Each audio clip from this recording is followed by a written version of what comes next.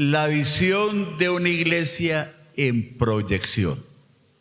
Entonces voy de nuevo a ubicarlo, usted de pie.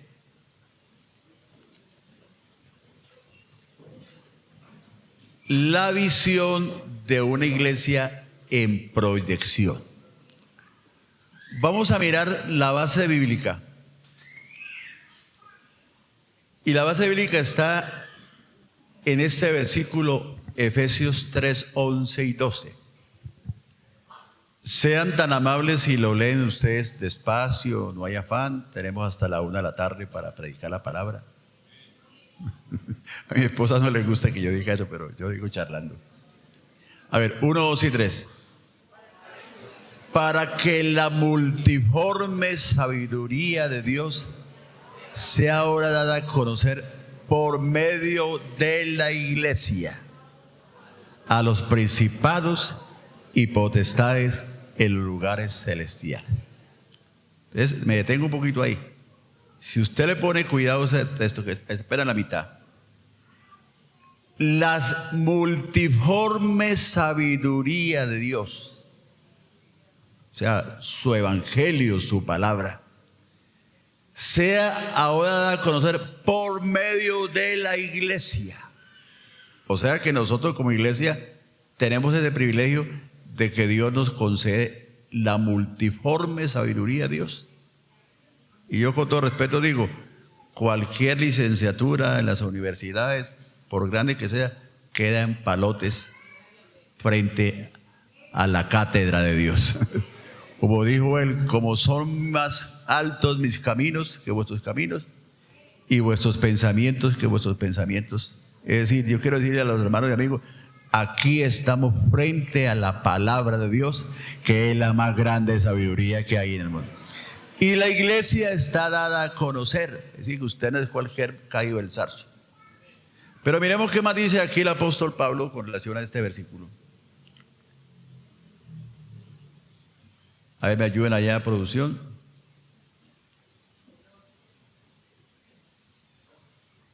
¿Qué pasó, muchachos? Bueno, muy bien. ¿Qué dice ahí la palabra de Dios?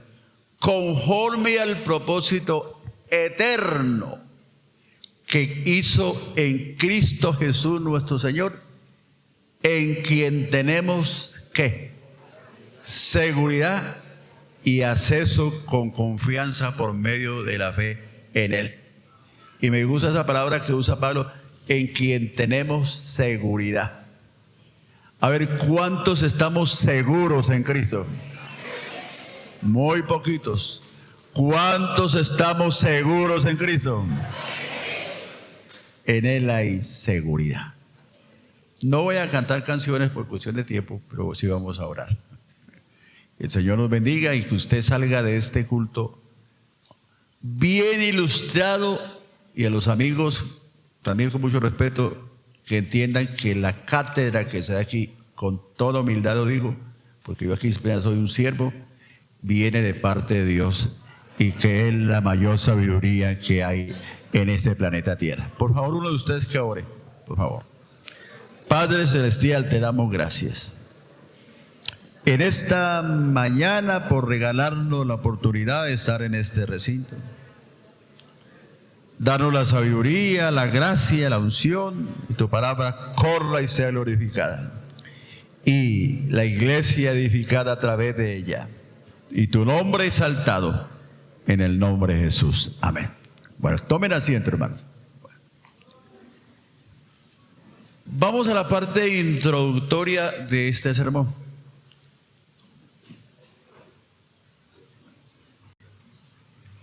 Una empresa, me ayuda ya, hermano, que una empresa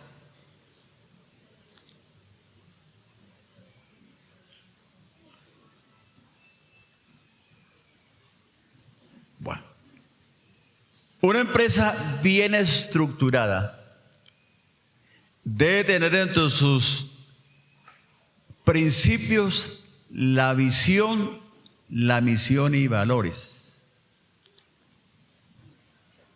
¿Y qué son qué es la visión? Bueno, ahí está, gracias hermano Walter.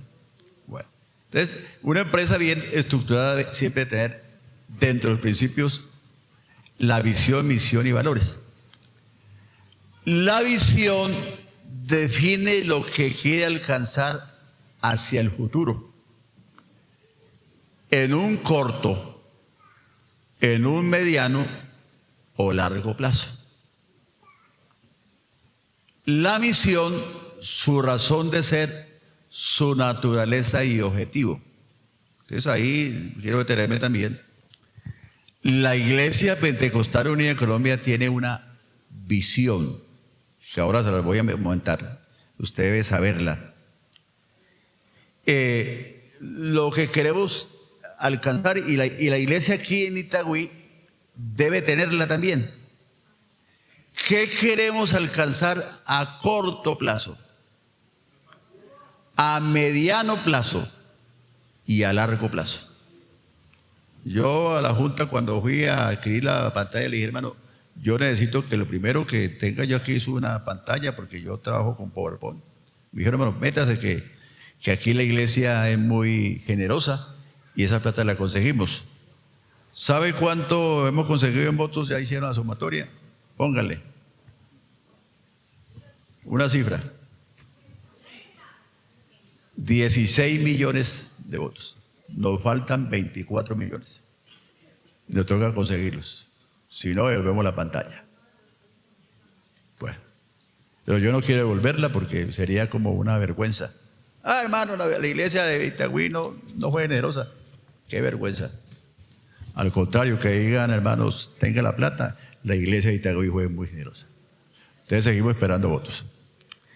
La visión es la razón de ser, su naturaleza y objetivo. De ahí que lo que el consistorio nos ha dicho, eso de las ventas, la iglesia no fue estructurada para vender.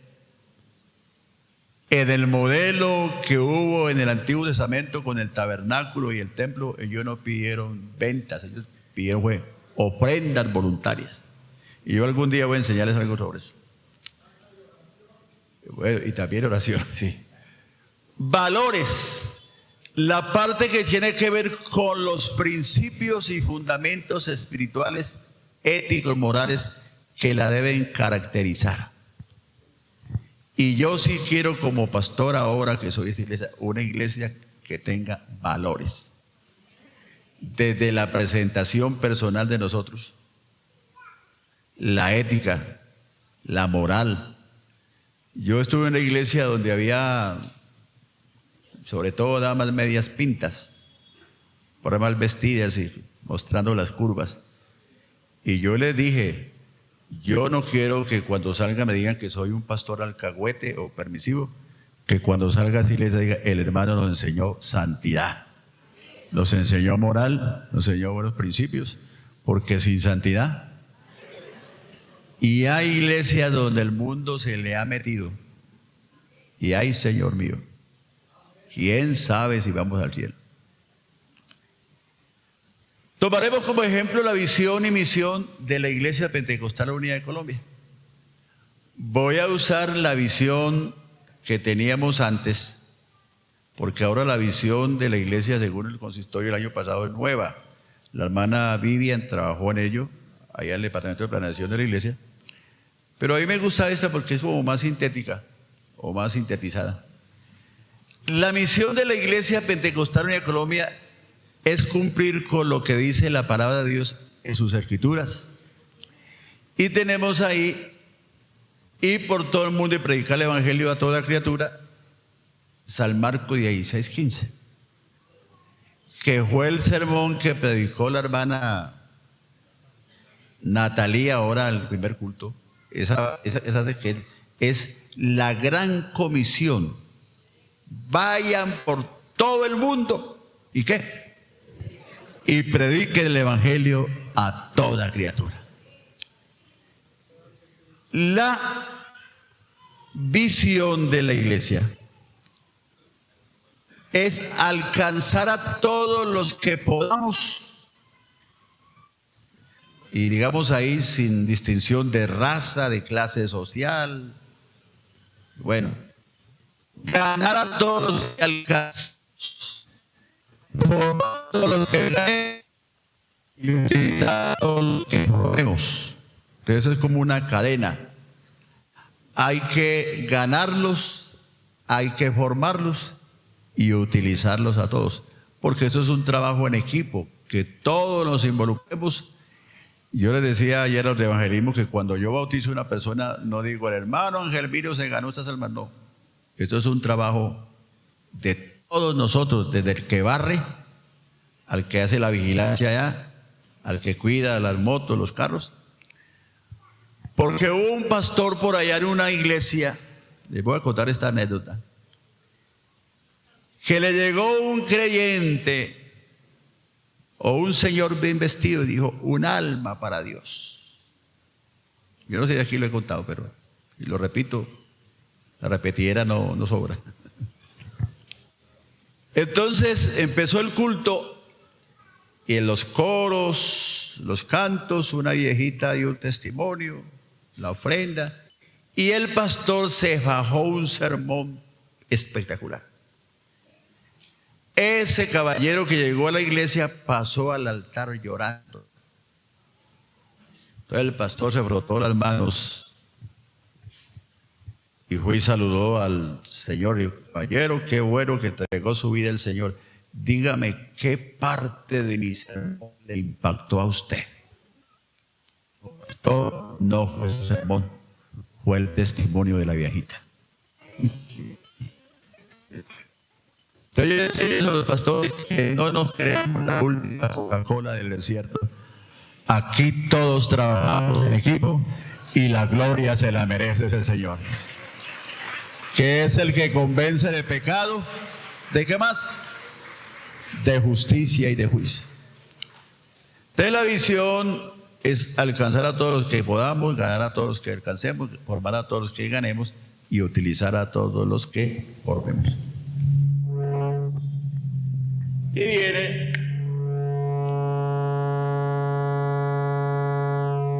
los valores. De los valores que tiene ahora la IPU, la Iglesia Pentecostal Unida Colombiana, yo anoté estos. Compromiso. Yo he estado reuniéndome con los comités y yo digo que gracias a Dios tenemos aquí unos comités, los veo muy comprometidos. Los hermanos de vigilancia, queridos, hasta Landelo, los hermanos Ujieres, son un equipo grande, ahí acomodando a los hermanos de evangelismo, los jóvenes que atendieron a la visita, excelente, me pareció excelente. Yo quiero felicitarlos por eso. Honestidad. Que los dineros que aquí entren a las arcas de la iglesia, aquí está la Junta, sean manejados con la mayor honestidad. El respeto por los ancianos y las autoridades de la iglesia. El servicio, la calidad. Esta iglesia es escenario para eventos distritales. Anoche estuvieron aquí los hijos de pastores y yo les pregunté a la hermana líder cómo se sintieron. Y dijo, pastor, muy bien atendidos. Ahora vienen otros eventos. Espero que la iglesia siga esa tónica de servicio, de la calidad, la lealtad. Para uno de pastor tiene aquí la junta local, me gusta que se haga aquí a mi lado, y a ellos les pido mucha lealtad. Que si yo como ser humano cometo una falta, me la digan de frente y no hablen por detrás. Sí. Porque a veces uno encuentra líderes de la iglesia que por detrás hablan de uno y por delante. Usted vete, yo soy muy franco. Sí. Sí. Y lo que yo voy a decirles también se los digo de frente, no me gusta hablar de espaldas. Lealtad. Porque la lealtad es un buen principio. La armonía. Que aquí entre todos. Y si este año es que, el eslogan es que, unánimes, eso tiene que ver con la armonía. Fe. Tengamos fe, hermanos, que el Dios nos va a dar plata para esa pantalla. Muy poca fe. Tengamos fe que Dios nos va a dar plata para la pantalla. Y para muchas cosas más que podemos hacer aquí. Vuelve el servicio a estar ahí y el desarrollo. Es decir, que de aquí a final de año, ¿cómo esperamos ver la iglesia, hermano de la Junta? Con muchos triunfos y muchos avances. Bueno, me gusta esta palabra. Bueno. Ya después de esa parte preliminábamos al desarrollo del tema. Bueno. En esa mañana, al hablar de una iglesia con visión y proyección, entendemos que nos referimos hacia dónde la iglesia debe proyectarse. Ya dije, a corto, mediano o largo plazo. La iglesia de Itagüí debe tener un horizonte. No es hacer aquí cultos por hacer cultos, no es cantar bonito, no es asistir como religioso simplemente. Usted, hermano, debe ayudarnos a tener un horizonte hacia dónde vamos. Bueno, de aquí vamos a mirar en la gran comisión de Mateo 28, 19-20. Encontramos los dos sentidos en que la iglesia debe crecer. Si usted se ha fijado en ese versículo, vamos a mirarlo. Por tanto, vayan y hagan discípulos. Eso es lo primero, hacer discípulos. A todas las naciones, bautizándolos en el nombre del Padre, del Hijo y del Espíritu Santo. Y segundo, enseñándoles a obedecer todo lo que lo llevan a ustedes. Y les aseguro que estaré con ustedes siempre hasta el fin del mundo. Entonces, en ese versículo que también está encerrada la gran comisión, están los dos sentidos que la idea de crecer. Hacer discípulos, ganar, y enseñarles a obedecer todo lo que les he mandado. Vamos a mirarlo de otra manera, más gráfica. El crecimiento de la iglesia debe ser, en primera instancia, cuantitativo. Y cuando hablamos de cuantitativo es de contar. 1, 2, 3, 4, 5, diga por favor. Repitamos, 1, 2, 3, 4, 5. Eso es contar. Entonces, aquí, ¿qué queremos? Que el crecimiento cuantitativo de la iglesia se mide por el número de nuevos creyentes incorporados y bautizados. Por ahí estamos adoctrinando a los hermanos, digo hermanos, para el bautismo. Y yo sí soy muy franco y les dije, si al final de la doctrina usted no está preparado para bautizarse, no se bautice. Yo no soy el pastor que me gusta bautizar gente así como a la topa tolondra. Y perdonen esa expresión, ¿qué quiere decir topa tolondra? Como a la aventura. Yo bautizo gente que ya haya muerto, porque el bautismo es una sepultura. Y si yo bautizo a un vivo, ¿qué pasa? Comete un homicidio. o los que le da catalesia es que lo entierran vivos y allá en el sepulcro se mueren. Entonces, los creyentes que vienen a la iglesia para bautizarlos deben primero morir al mundo para que puedan enterrar el viejo hombre y resucitar a una nueva vida. Pero no es bautizar por bautizar. Y el otro crecimiento que debe haber es cualitativo. Cuando hablamos de cualitativo es de cualidades. Cualidades. Entonces mire aquí lo que tenemos en esta reflexión. Como su nombre indica, el crecimiento cualitativo se refiere a la calidad espiritual de los creyentes. Yo he escuchado evangelistas que dicen, en esa campaña se arrepintieron 5,000, qué bendición. Yo digo, tengo mis dudas. Yo administré una iglesia donde, sin mentirles, eso era un aposento alto, era un segundo piso, y los domingos por la tarde, que era el culto evangelístico hace ya unos años, llegaban 12, 15, 20 personas al altar. Y hasta algunas dejaban el charco de lágrimas ahí. Y yo hice como el ejercicio en ese año, cuántas personas pasaron al altar, y pasaron, póngale poquitas, 300 personas. ¿Y cuántas bauticé? 50. ¿Dónde estaban los otros que repitieron? Lágrimas de cocodrilo. Yo mido el verdadero creyente cuando ese creyente nace de nuevo.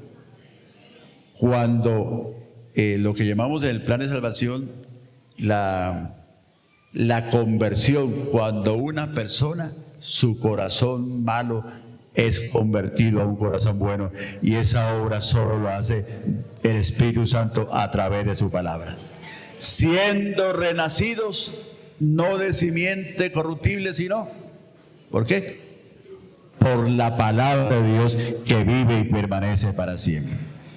Entonces, cuando hablamos de crecimiento cualitativo, se refiere a la calidad espiritual de los creyentes.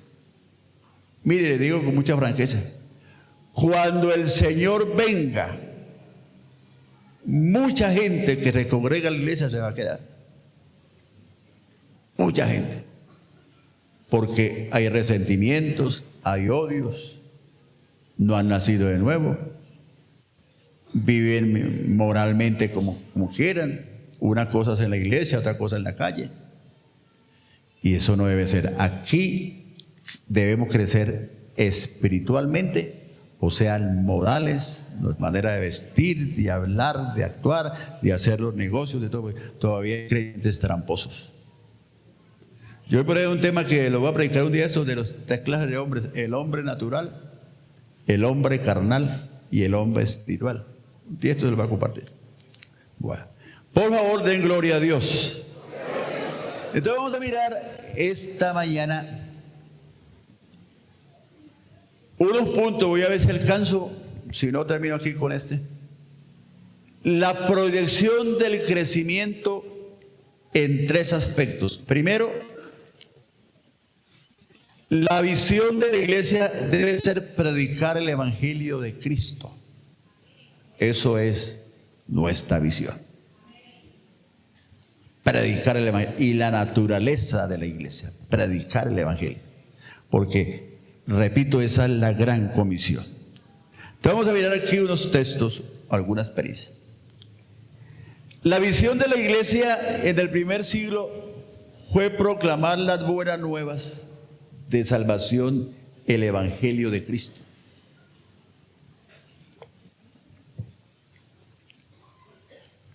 A través del libro de los Hechos, está aquí muy bien documentado.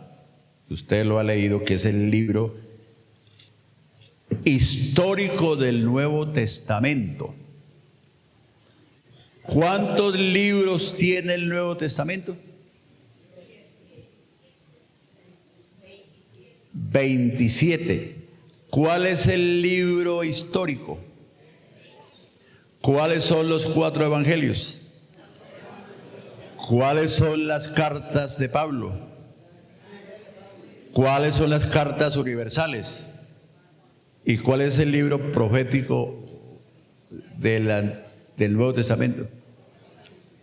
¿Y cuál es el libro profético del Antiguo Testamento? Daniel. Daniel dijo que la ciencia se aumentaría. Habló de las 70 semanas. Y es como el libro más profético. Bueno, algún día voy a enseñarles introducción a la Biblia bueno. Esa misión fue dada a los apóstoles de Cristo y luego ellos mismos animaron, exhortaron a la iglesia para que ellos también obedecieran a la gran comisión. Entonces, si usted lee el libro de los Hechos, al comienzo de la iglesia apostólica, porque la iglesia tiene 7 eras. Aquí voy dándoles como unas puntaditas a unos temas. Tiene 7 eras. La primera era de la iglesia fue la iglesia apostólica, o sea, de los apóstoles, los primeros 100 años, incluyendo los 30 de del ministerio de Cristo. La segunda era fue la iglesia perseguida. La tercera era fue la iglesia imperial de los emperadores hasta Constantino. La cuarta iglesia fue la iglesia medieval de la Gran Inquisición romana. La quinta iglesia fue la Reforma de Martín Lutero. Viene la Contrarreforma, después viene la iglesia moderna y hoy estamos en la iglesia posmoderna. Son las eras de la iglesia.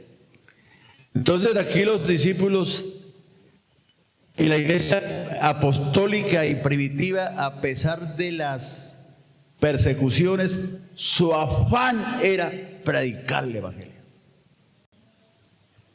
Entonces aquí encontramos en Jerusalén. Ahí dice el libro de los Hechos, capítulo 2, verso 41.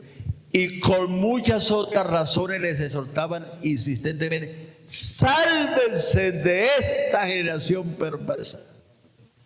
Sí, pues los que recibieron su mensaje fueron bautizados, y aquel día se unieron a la iglesia unas 3,000 personas. Es decir, cuando fue el Pentecostés, vinieron allá al aposento alto de Capadocia, de donde más, de Italia, de muchas nacionalidades, y Pedro le dijo: sálvense de esta generación perversa. Y dice que recibieron el mensaje, fueron bautizados aquel día como unas 3,000 personas. Yo no sé cómo Pedro bautizó tanta gente, pero dice la Biblia, y yo le creo que los bautizó en el nombre del Señor Jesús. Y yo le digo a los amigos que han venido esta mañana aquí a la escuela dominical, lo que dijo Pedro: sálvense, salven de ese mundo malo donde vivimos, y acepten al Señor Jesús y bauticen en el nombre de Jesús para perdón de los pecados, porque nos queda poco tiempo.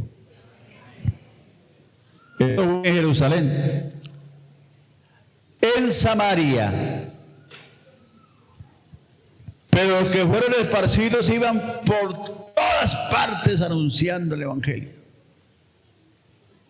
El de la tienda, del granero, el de la carnicería, bueno. Entonces Felipe descendió a la ciudad de Samaria y les predicaba a Cristo. Por eso, hermanos, eso de predicar a Cristo es nuestro deber. Lo que decía el video de misiones, donde sea, en el lugar donde sea, usted predique a Cristo, hable de Cristo, que de Cristo hay mucho que hablar. Nosotros cuestionamos a esos pastores, y lo digo aquí con mucho respeto, que se paran un púlpito de decir: yo soy, tengo tantos cartones, soy licenciado en tal cosa. A mí me parece que uno no debe hacer eso. Cuando uno se para en un púlpito, lo que debe uno presentar es a Cristo Jesús. Y hay evangelio de los tumbados, hay evangelio de la prosperidad, hay los evangelios del neopentecostalismo, que son puras emociones. Pero yo digo, estos púlpitos deben ser para presentar la grandeza de Cristo Jesús y el evangelio de Cristo. Amén. Entonces en Samaria les predicaba a Cristo, y usted sabe lo que pasó, el gran avivamiento en Samaria. En Cesarea, Pedro entró a Cesarea, y es lo que dice el texto. Al otro día entraron en Cesarea, y Cornelio los estaba esperando, y habiendo convocado a sus parientes y amigos más íntimos, cuando Pedro entró, salió Cornelio a recibirle, y postrándose a sus pies le adoró. Y hay muy abreviado el texto, pero ustedes saben que cuando Pedro llegó a la casa de Cornelio con todo el miedo, porque esta mañana leí aquí, que estaba diciendo el culto, la Comisión Nacional, que creo que yo le enseñé estos días, que le dijo el Señor a los discípulos: no vayan por camino de gentiles, ni entren a ciudades samaritanos, solo vayan a las ovejas descarriadas de la casa de Israel. Y Pedro, cuando entró a la casa de Cornelio, entró con sus temores. Pero allá Pedro le predicó el evangelio a lo que vivíamos la primer refán, la primera reunión familiar de amistad. Estaban los amigos y parientes de Cornelio y les predicó el evangelio. Y me gusta lo que dice el versículo 10 y versículo 43, que más adelante lo vamos a encontrar. De Jesús, dan testimonio todos los profetas,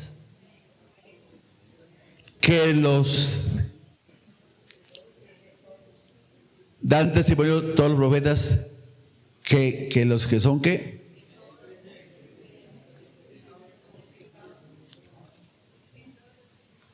Que todos los que en él creyeren recibirán perdón de pecados.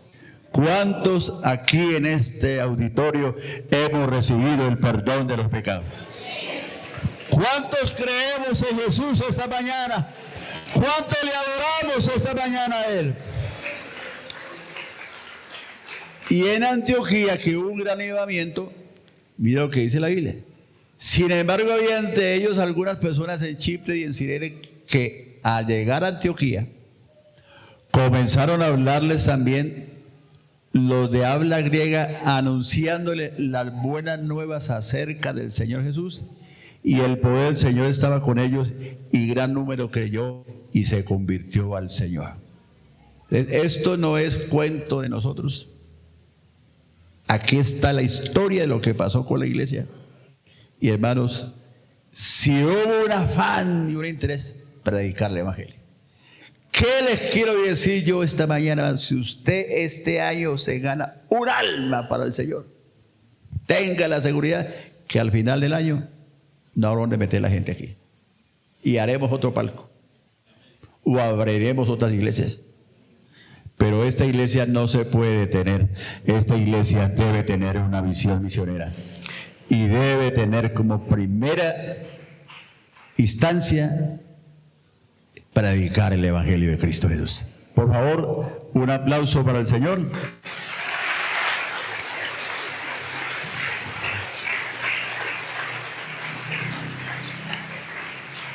¿Nos vamos o terminamos? Porque lo que viene es larguito. Vamos a terminar. Y quedamos en stand-by para los temas. No se la pierda. Lo que vamos a mirar dentro de 8 días, si Dios nos da vida, es el punto 2 y el tercero. Que la visión de la iglesia debe ser permanecer en la doctrina y motivar la comunión. Si hay algo, voy a darles un adelantico. Bueno. Y perseverar en la doctrina de los apóstoles, en la comunión unos con otros, en el partimiento del pan y en las oraciones, y sobrevino temor sobre toda persona, y muchas maravillas ya les eran hechas por los apóstoles. Todos los que habían creído estaban juntos y tenían en común todas las cosas. Entonces el versículo nos habla que perseveran en la doctrina apostólica, que quiero enseñársela dentro de 8 días. ¿Cuáles eran los puntos importantes de la doctrina apostólica? Y la comunión que había entre ellos y que debe haber entre nosotros. El partimiento del pan y ¿qué más? Las oraciones, que es lo que hacemos. Y eso de las doctrinas, hermano, yo quiero decirle a la iglesia militante aquí de Itagüí, si hay una doctrina bíblicamente sustentada, es la doctrina que esta iglesia cree y defiende y predica. Esta doctrina que Jesús es Dios sobre todas las cosas, del perdón de los pecados, que Él es el Mesías, que Jesús resucitó, que Jesús viene. En síntesis, el evangelio. Y a los amigos queremos decirle, aquí no lo hemos invitado para engañarlos. Yo trato de ser muy responsable con lo que predico. Y lo que yo predico está bien sustentado en la palabra de Dios. Como dijo el apóstol Pablo, mi predicación no es con fábulas artificiosas ni con sabiduría humana. Mi predicación es con la demostración del poder de Dios.